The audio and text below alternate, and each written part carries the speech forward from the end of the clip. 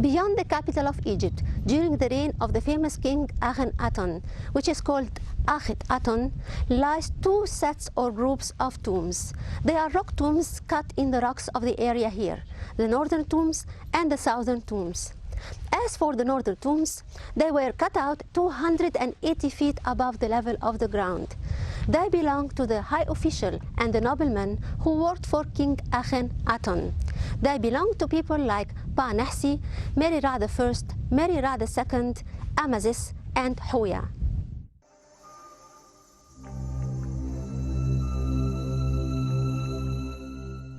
One of the greatest pharaohs who created a massive controversial series about religion in ancient Egypt is King Akhenaton. As soon as he declared his animosity towards the cult of Amun, the principal god of Egypt, he found it inevitable to abandon Thebes, the main seat of Amun's religion, and to build himself a new sacred city to set strong foundations for his new creed without any obstacles or traces of old creeds.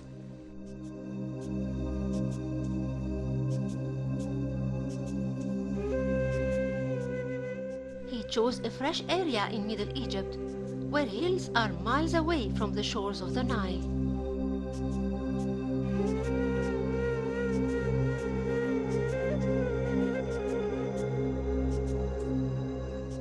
He marked the boundaries of this sacred area with 14 stelae carved in the rocks, bounding himself with his great oath, swearing never to cross these borders forever.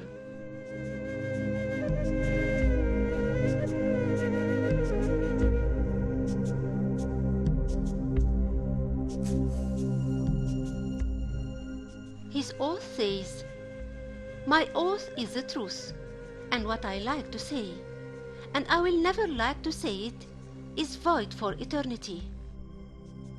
The southern stele that lies on the eastern mountain of Akhet-Aton, the one I stand in front, I will never cross it to the south forever, and may the southwest stele be right across it exactly on the western mountain of Akhet-Aton.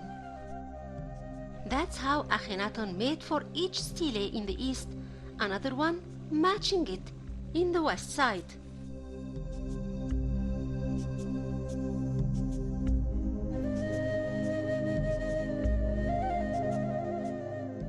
The new city comprised all sorts of constructions needed to build a royal city. It had palaces for him and for his queen Nefertiti, with a lake to enjoy sailing in it privately, and more than one temple dedicated for the cult of Aton. There were houses for the people and storages, and workshops for the artists, including the workshop of Thutmose, in which the famous head of Queen Nefertiti was found.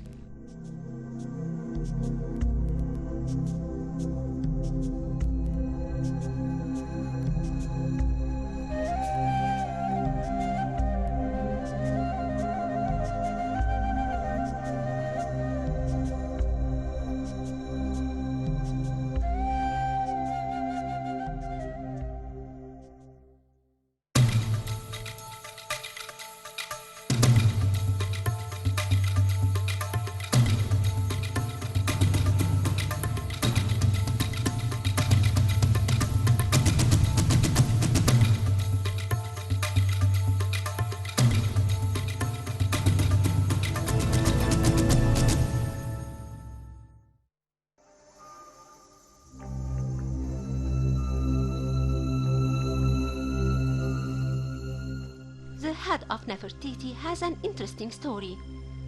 When it was discovered by a German expedition working in Amarna, there was a law forbidding the acquisition of any monumental piece that is unique and has no match. The expedition wanted to move the head to Germany against the law, so they covered it with plaster and other pieces as well, and claimed them to be broken pieces from a complete statue of the Queen, which was a lie that caused Egypt to lose the head for Berlin Museum, where it is still exhibited till today away from its home in Egypt.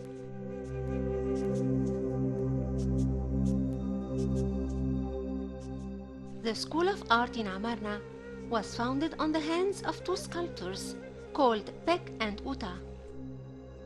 They started what's called Amarna School of Art.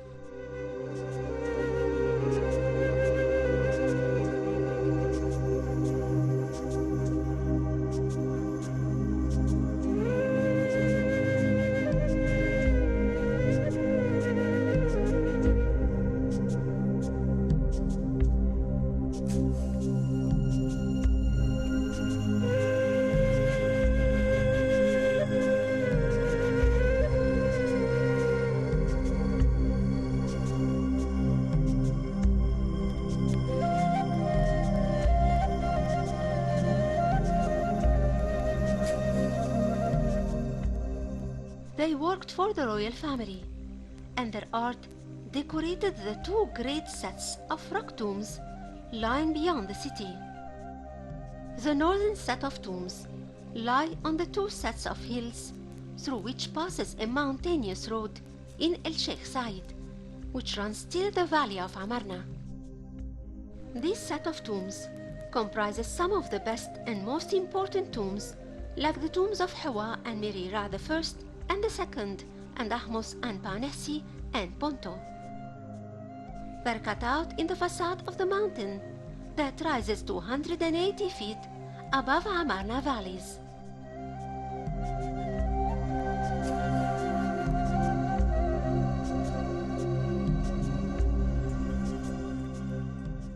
The set of the southern rock tombs lies at the entrance of a similar valley through which the road passes to the mountain. But in this location, the hills with a vertical facade were not chosen to cut the tombs.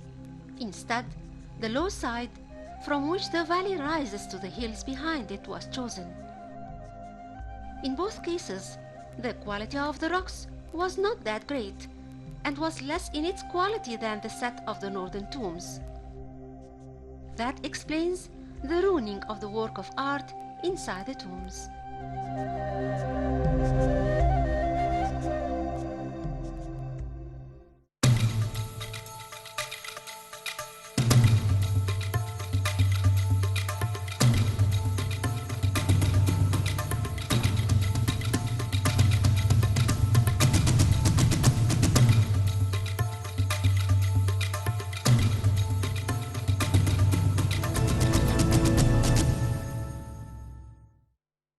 The tomb of Dudu or Tutu in the collection of the southern tombs of El Amarna belongs to a high official who worked for King Akhenaton during his reign in Egypt. This person was not beyond the level of suspicion. In matter of fact, his name was written twice in the tablets written by Aziro, warning King Akhenaton from him. King Akhenaton at that time was very much distracted by his new religion called Aton, so he did not pay any attention to the poison of this person called Tutu. The tomb of Tutu raises speculations and questions about his identity and true name. For there was a man called Dodo mentioned in the letters exchanged between Akhenaton and Aziro, who puts him in a questioning and suspicious position concerning the degree of his loyalty to his master, King Akhenaton, due to his unloyal actions. The facade of the tomb was well cut out in the rocks and was prepared with two mastabas on the two sides of the entrance. Taking into consideration the nature of the rocks, it's good that it kept its original plan of construction and neat carving.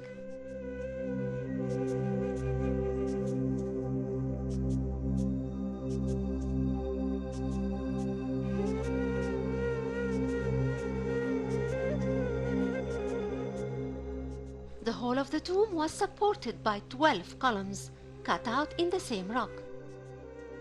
Only 8 remains today, for during the construction of mosques in a much later period, columns were removed and reused inside the mosques in the city.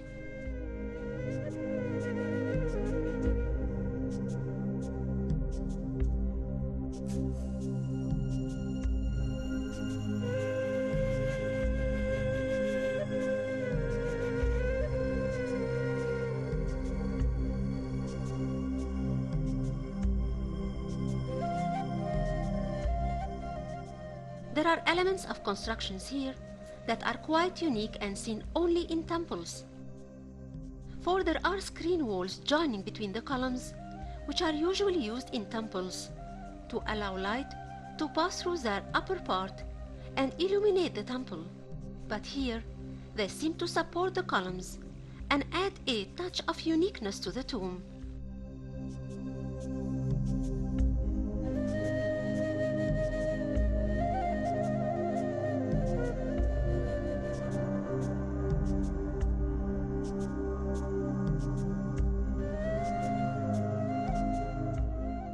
There are side chambers in the tomb to store all the funerary furniture needed for the afterlife of the deceased.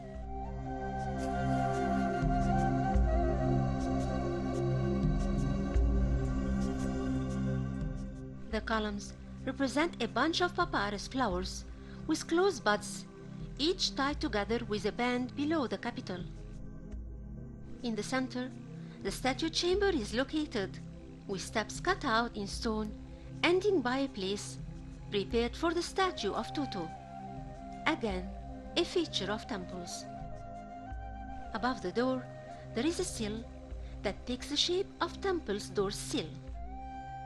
It's wonderful to see the ceiling, in its good condition, blends with the columns and the ground, being all cut out in the same rock, and is very well preserved till today, taking into consideration that the tomb is 3,300 years old.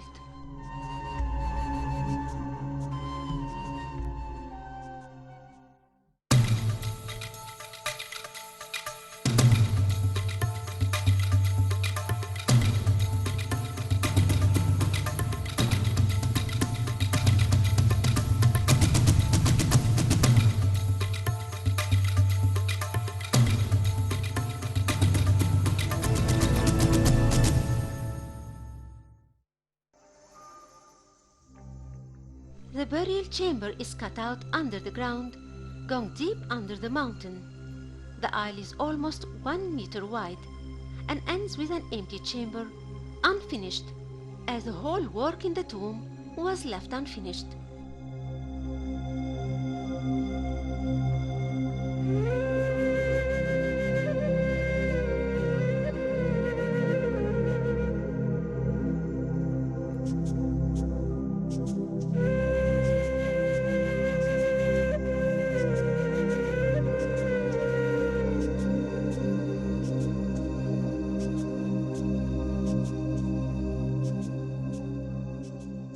Above the middle chamber is the unfinished statue of Tutu, cut out into the same rock of the whole tomb, represented sitting in a chair like a royal member.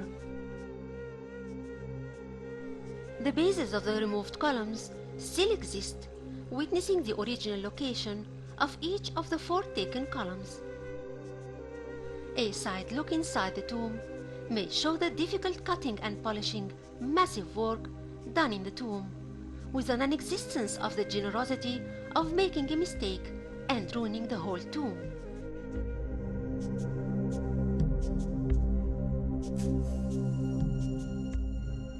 Looking at the cutting and carving difficult work is one thing, and observing the scenes cut out into the rocks with unmatched beauty is another.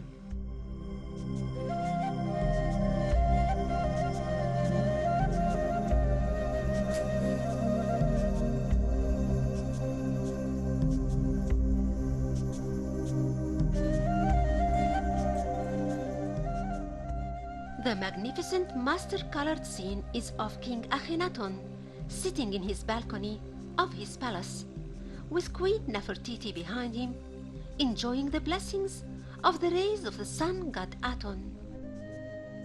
King Akhenaton stretches his arms and offering the tomb owner gifts of gold and jewelry.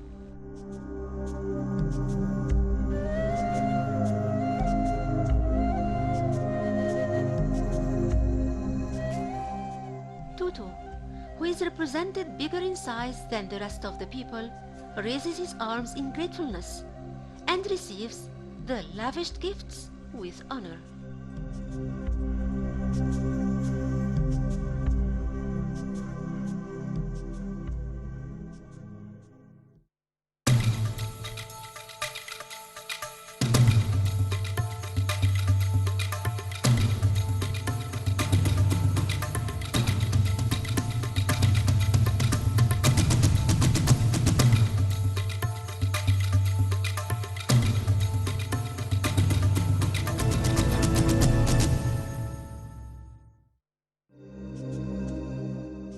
main scene in Tutu's tomb occupies the full right side of the rock tomb.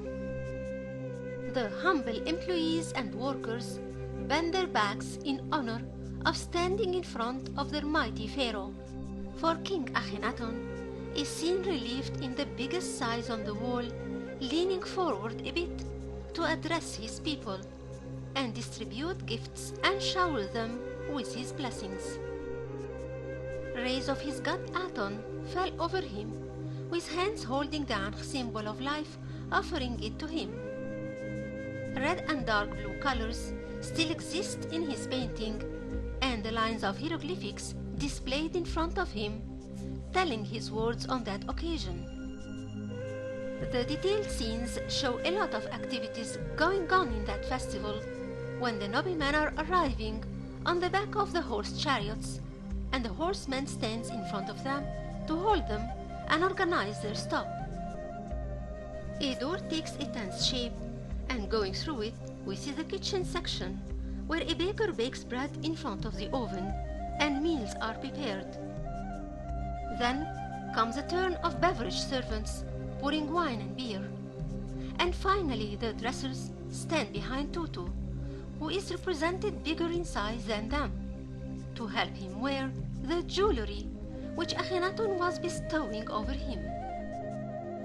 The bottom of King Akhenaton's seat have the carving of the 9 famous enemies of Egypt, with their hands tied behind them around the center carving of Sematawi, or the symbol of unification between the north and the south. The cartouche of the king is carved in colors, with hieroglyphics in front of it that says, "May he be given life."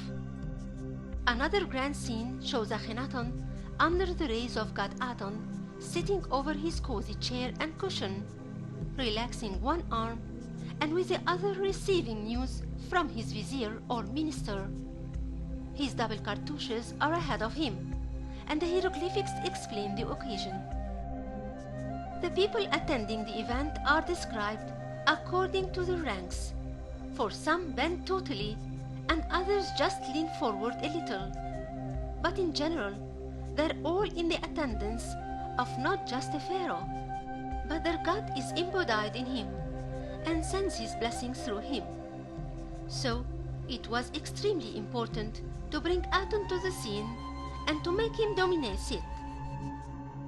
The magnificent scene is indeed the one that portrays the whole grand temple of Aton, standing with a gate and front columns with flags hanging from them, and the court with colored columns behind it, and a division of smaller sections behind with columns too, and priests standing.